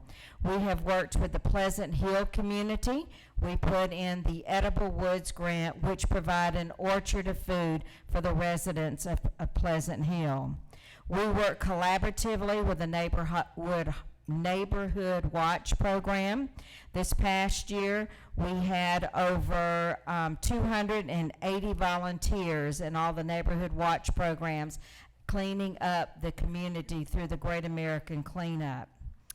We've also worked with Arbor Day with Dr. Ambrose. We planted 4 trees on the property of the Tubman Museum. So as you can see, we have put our thumbprint all over Macon. We understand that we are under a budget crisis.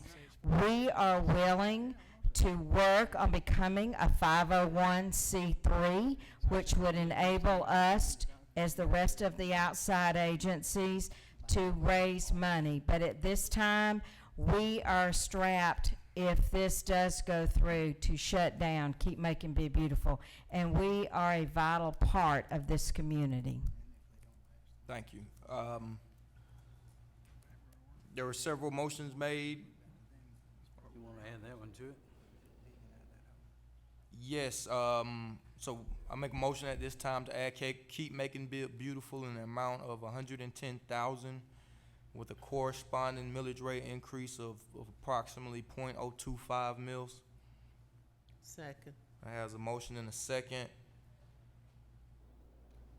Do you accept a friendly amendment to 100? And that has been amended to 100, or we have an, hold on, let me finish and add Keep Macon-Bibb Beautiful, to add this to the main motion in an amount of 110,000. All in favor? Aye. Aye. Any opposed? All right, now we're back to, in 3-1, now we're back to the amendments to the motion, and I have the first, 90,000 for the Douglas, 180 for Museum of Arts and Sciences, 180 for, excuse me, we've been doing it one by one, and that might work better. So for the first amendment, for the Douglas Theater, a reduction of 10,000 to 90,000. Does that have a second? All right, there being no second, Museum of Arts and Sciences to reduce from 230,000 to 180,000. We have appropriate motion. Do we have a second? There being no second, we move to the Tubman Museum, 180,000. Do we have a second? There was originally 230. This amendment or proposal is to reduce that to 180. Fails for lack of a second. Macon Arts Alliance, its current amount proposed is 40,000. The amendment is to reduce it to 30,000. Does this have a second? Sports Hall of Fame, there is a amendment to reduce the amount by 100 from 100,000 to 90,000. Do we have a second? Keep Macon-Bibb Beautiful, current amount is 110,000. There's a proposal to reduce it to 100,000. Do we have a second?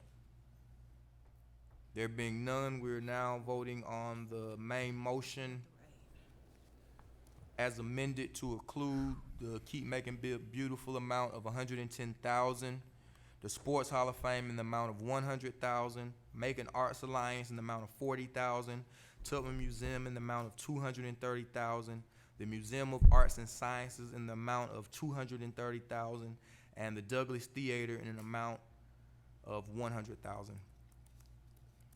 This is approximately, I already said 0.18 mils. Further discussion? Discussion. Yes, sir. This is all in an effort to be fiscally responsible. It doesn't mean we don't love every one of them, and especially those in that group. Love them all. We just simply don't have the money. If we don't tighten our belt, the public will continue to lose trust and confidence in us as a board. I yield back. Thank you. Further comments, questions, concerns? 1 minute. Just where you are, just 1 minute. Time is the issue.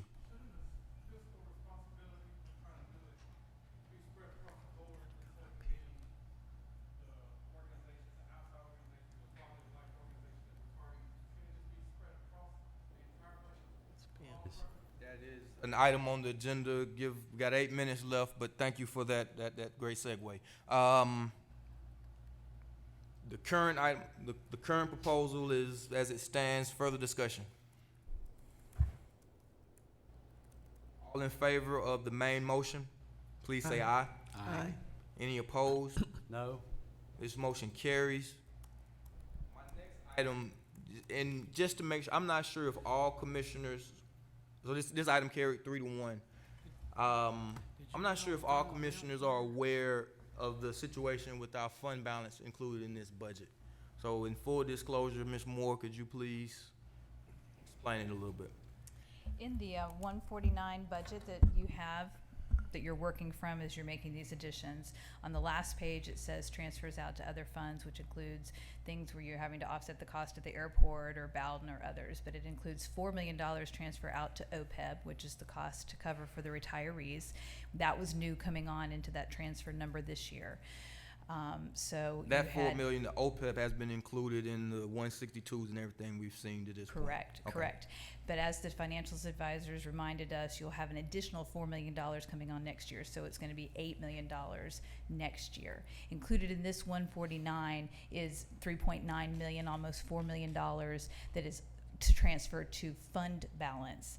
If this ended up being the budget you were going to live with all year long, you would have that $4 million set aside for next year's OPEB obligation that we know that we're going to have to add to. So you everyone can understand certainly what was just said. I think it's actually pretty good business to plan for our savings. But that 3.9 corresponds very strongly to 1 mil. The work that we've just done, including these 9 mills, including these 9 amendments, if approved, would be a total of 4.236 mills. Minus, and then you have, this includes the 1 mil for fund balance. So everyone, full disclosure, everyone understands what was said. Questions, comments, concerns? So, question, Yes. please, sir. This could be transferred to next year. the money that you're transferring this year would be held in fund balance, so that next year, when we know the fund balance transfer out to OPEB needs to be $8 million, you would have put $4 million away this year to take care of that $8 million next year.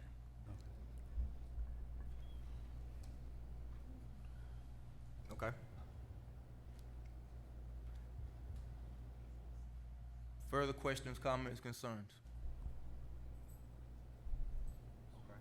Okay. Next item I would like for you to speak on. Commissioner, Yes. could you real quick just confirm all the numbers on Amendment 9 real quickly for me?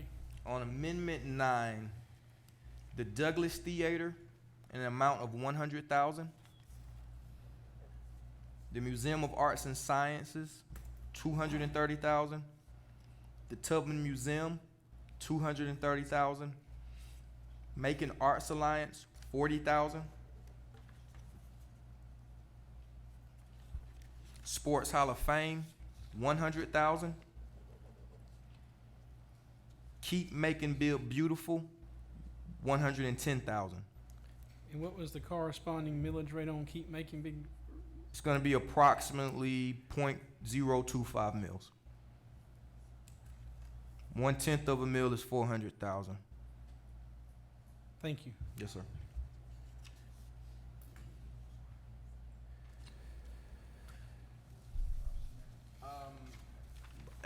Commissioner Jones, you tell me if you don't want to go this route, but I've noticed several times you've mentioned the pension contribution. Is that something you would like to take up at this time, or? As far as part of the plan, and the gentleman talked about it should be spread across the board, and it should, it involves a lot of components. We're talking about agencies, whether you call them outside or inside or whatever. That's what we've been talking about. So it calls for all active participants in every pension plan, former city, former Bibb County, fire and police, to make a contribution of 4%. They currently don't make any. We contribute as a government, the taxpayers, 17 to 21% toward that pension plan. So I'm asking, it makes good sense to me for them to make an investment in their future, 4% beginning August 1st. That's a part of my proposal. You have a financial, how much is that worth? It's worth $2.5 million per Julie. A 4% pension contribution from all employees, All active participants in every pension plan. worth $2.5 million.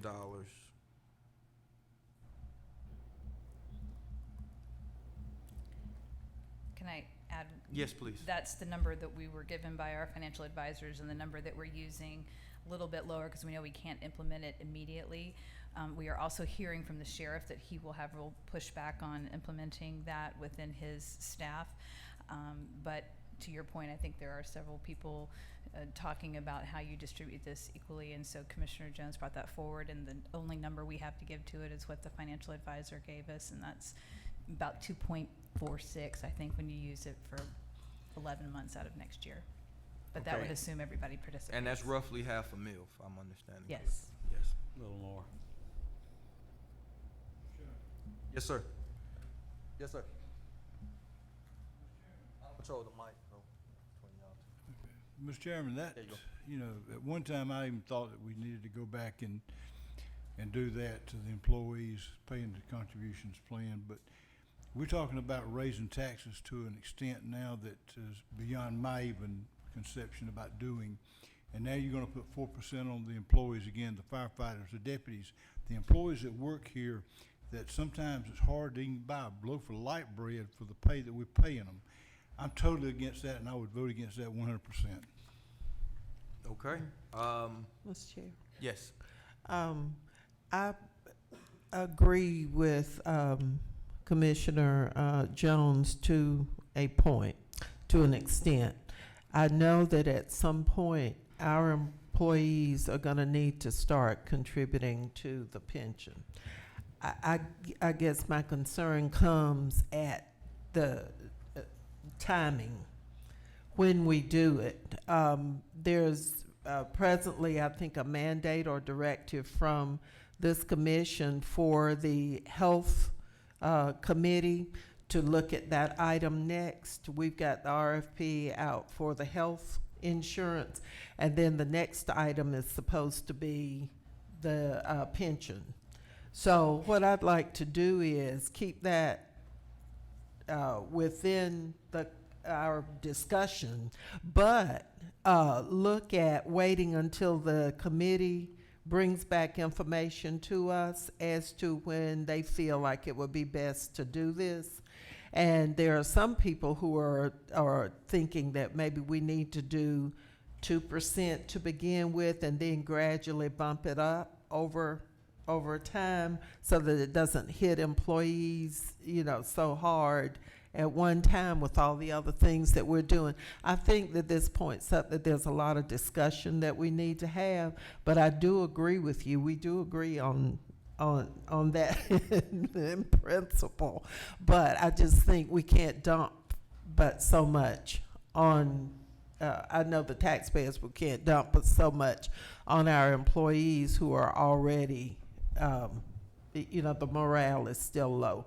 It's very low. So I would like to embrace your idea, keep it before us, but I would like to wait to look at implementation, and who knows, it may be during the budget year, because the chair plans to review all of these financial activities or whatever every month. So once the committee makes its report, then we could then take up that particular argument. Would you agree to Yes, certainly. maybe doing certainly. it that way? And if I'm reading the conversation correctly, we're not going to make a decision on pensions today. If y'all would allow me, I guess I got a couple more, and I know I can see the mayor moving. Got a couple more fundraising concepts. If y'all want to move, if you want to stay here, that's fine though. One last comment. Yes, sir. Keep in mind, and Commissioner Lucas and I actually agree often.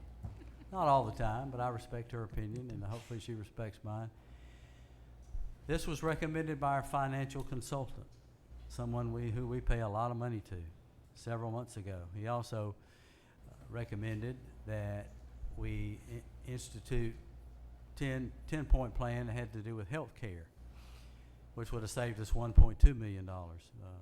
Chairman Bechtel and I both agreed that that was a good thing to do, a fair thing to do, a reasonable thing to do. So if we keep paying these consultants thousands of dollars and we're not going to take their advice, then we shouldn't have them on payroll. We shouldn't be paying them all this money. So I really think it's a fair thing to do. It's an investment. I don't agree with not this group, but somebody termed it as a pay cut. it's an investment in your future. So it's a critical point of my proposal that would hold the millage increase to less than 3. So we're gonna have a tax increase. There's no getting around that. I don't see, that's just mathematically impossible. So if we don't get everybody to take a little cut here and there, like on the last group, then, you know, that millage rate just keeps going up. So it's an attempt to spread it across the board where everybody has some skin in the game, everybody's participating, and I just think that's a reasonable thing to ask for active participants in the pension plan, a 4% investment in your future. Thank you, sir. And again, I just want to move us towards another concept, but I'll close out by mentioning that this pension proposal that we discussed was worth $2.5 million. It would be a 4% pension contribution from all employees, which is worth approximately $500,000, a little bit more. Let's call it 0.6 mils. Next concept I would like spoken on, the concept of cuts across the board. If there's someone from the administration that could speak a little bit on this. My understanding, if we cut every department, every division, every line item by 8%, that would be budget neutral. We are not where we can just apply a percentage to some of the constitutional courts and public safety that way. As you will recall, the main pieces in this growing budget are $5 million in health care, the $4 million for OPEB, and the continued entire year of salary increases given to fire and sheriff last year. So that constitutes $12 million, of which is not going to change in any of the scenarios in which you are trying to reach a different number. So if you were to try to find a percentage that you could apply to the departments that we have control over, and if you applied that equally to the outside agencies, you would be looking at something like 20%. 20% would be across the board at outside agencies, 20% of departments that have some administrative control. We'll remind you, earlier we told you there's $102 million worth of this budget that you can't just arbitrarily apply that percentage to, because when you talk about your, again, $5 million in health care, $4 million for your OPEB to take care of your retirees, and the $3 million for the year-long increase to fire and sheriff, you're not getting away from any of that. It has to be spread among the other $48 million that you have, so it makes a much larger percentage that you would have to take from every department. Because you mentioned 20%, and I'm just curious on the impacts on that. Would you're the department head or department manager? We're rolled together into one larger department, so that would be. If you give me a second, I have some numbers.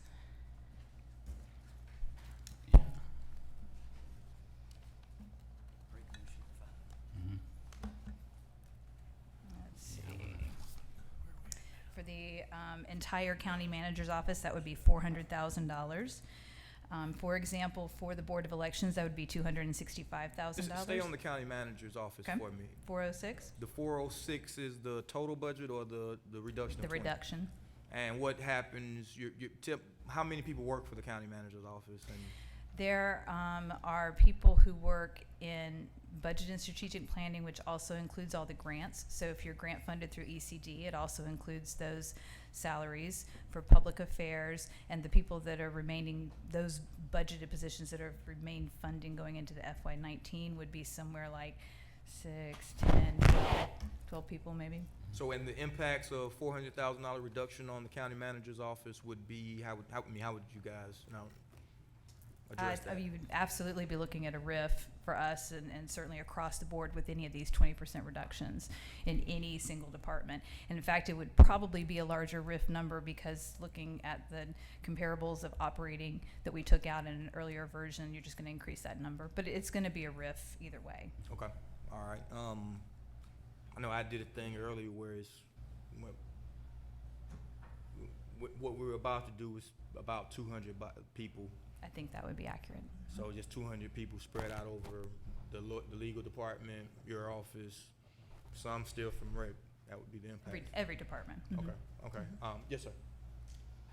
Okay, we as a county have to do the same thing that every family in Macon-Bibb County does on a daily basis, and that is live responsibly within your own means. I don't know what's going to happen this evening or what budget is going to be approved, but if we end up where we did last Thursday evening with no budget proposal getting 6 votes. The current budget that we put in place, which zeroes out all of the quote-unquote outside agencies and puts Parks and Beautification and Recreation on a 30-day notice, that cannot stand. So if we get to that point where there is no unanimity on any one budget proposal, and we're given the choice of leaving what we put in place, which zeroes out the outside agencies and puts Parks and Beautification and Recreation on notice, I plan to introduce the 20% reduction across the board. We can't really touch the monies that are given to the sheriff's office or the courts and the fire department and the constitutional officers, but we do have money that we can reallocate within the administration and the outside agencies. So if we were to adopt that, it certainly would be a strain on all of the departments that we have here, and unfortunately, it may lead to some employment decisions that nobody wants to make. But it would provide MTA the $1,867,000 and not zeroed out. It would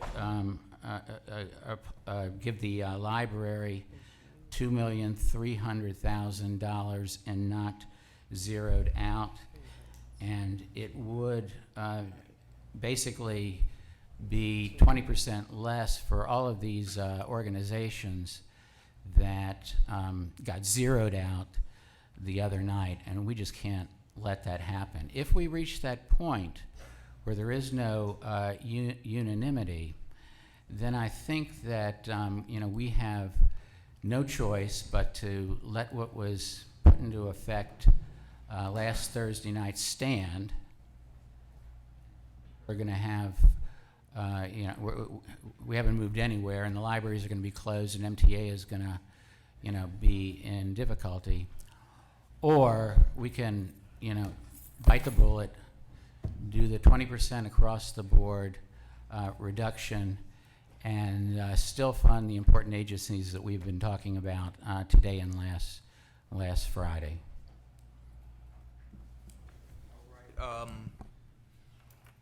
Thank you. I wanted to make sure that we got those, and the mayor's giving me we've stretched the time as much as we can, but I want to make sure that we got those items out into the public. And so again, that's not budgeting for fund balance, $3.9 million at a value of $1 million. A contribution, a 4% pension to the pension for $2.5 million at a value of $0.6 mils.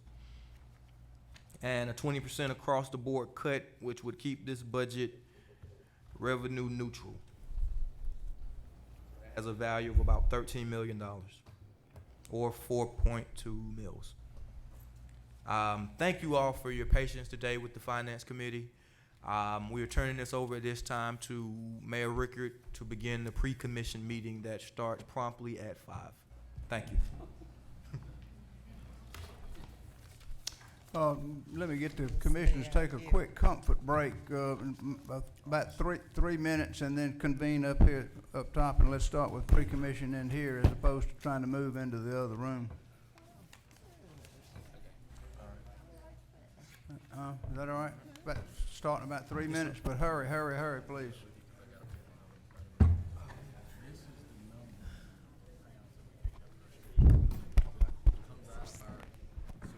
mic's still on.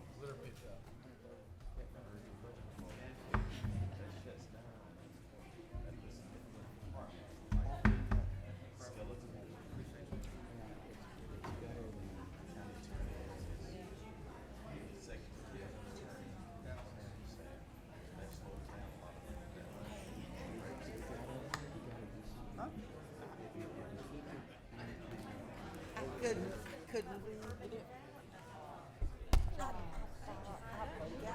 I forgot that it wasn't on there. I just, you know. I don't know what they told me